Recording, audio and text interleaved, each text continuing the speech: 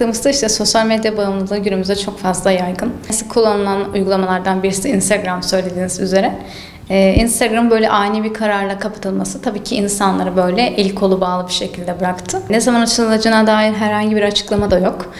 Bu da insanlarda belirsizliğe sebep oluyor. Haliyle kaygı yaratıyor belirsizlik. Çünkü dediğim gibi hem uygulamayla alakalı kendini orada yansıtan, farklı şekillerde lanse eden, oradan iletişim kurmaya çalışan ya da oradan kendi reklamını yapan bireyler vardı. Dikkat etmek lazım. Hani birden fazla uygulama var ama biz özellikle Instagram üzerine çok fazla yoğunlaştık. Bu dönemde onu fark ettik. Eksikliğiyle gerçekten de bir boşluğa düştük. Özellikle reklam şirketleri, oradan kendi tanıtımını yapan firmaların aslında bir web planının olması gerekiyordu bu konuda. Aslında bir Google reklam olabilir ya da farklı bir platformda kendi duyurabilirlerdi. Böyle bir durum açıkçası ne oldu? Evet, hizmetlerde düşüşlere, işte ne bileyim satışlarda azalmaları sebep oldu. Haricinde insanlar boşluğa düştü. Ne yapacağını şaşırdılar. Çünkü gerçekten günde çok fazla sosyal medyaya zaman ayrılıyor. Bu büyük ciddi anlamda bir boşluk yarattı insanlarda. Biz her zaman deriz ki bir şeye çok fazla bağlı kalmamak gerekir. Bir şeyde fazlaca zaman ayırdığımızda, işte o ölçüyü kaçırdığımızda bu bizde bağımlılığa dönüşüyor. Yani artık kontrol bizim elimizden çıkıyor. Tamamen o farklı bir nesne üzerinde bağ kuruyoruz.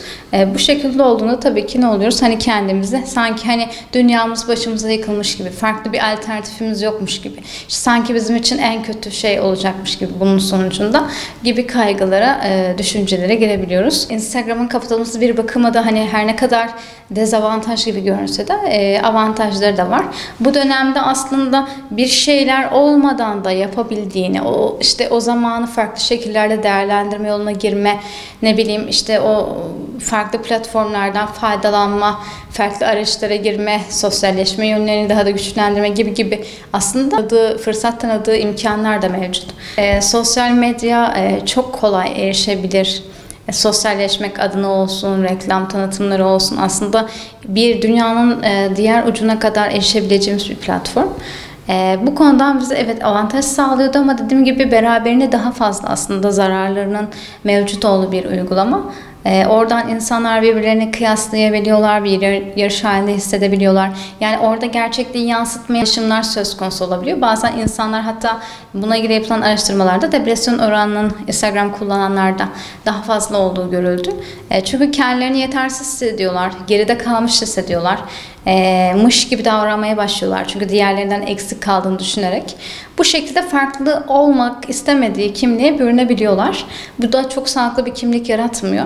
O yüzden bu dönemde Instagram'ın olmayışı aslında insanların kendi kimliğini bulmalarına, sosyalleşmeleri için bir adım.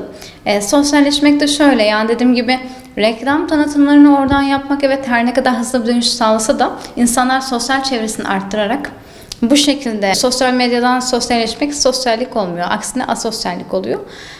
Bu dönemde işte birbirine gitme, ne bileyim bir kafede, bir sosyal ortamda oturma, konuşma vesaire, sohbet etme gibi şeyler evet bizi aslında bağlarımızı güçlendirecek bir nitelikte. Onun dışında yapmayı ertelediğimiz şeyler olabilir. Yani bazen inanın insanlar kendilerine hedefler belirliyorlar ama sosyal medyaya sürekli elinin altında telefon, sürekli bakma ihtiyacı duyuyor.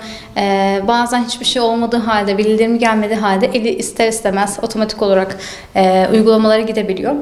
Böylesi bir durumda ne olacak? İşte bir iki kere eli otomatik olarak uygulamalara girecek ama uygulamanın aslında yanıt vermediğini gördüğünde beyni artık onu kabullenecek. Evet, bu Instagram uygulaması artık kapalı. Buna erişim sağlayamazsın. Bundan sonraki süreçlerde artık daha az eline telefon alma gereği duyacak. Bu şekilde o zamanı farklı şekillerde değerlendirme gereği duyacak. İşte istemeden de olsa işte bir kitap okuyayım ya da bir şey yapayım, bir film izleyeyim. Böyle aslında çoktandır yapmayı istediği ve ertelediği şeyleri gerçekleştirmek için kendi kendine aslında fark etmeden fırsat yakalamış olacak.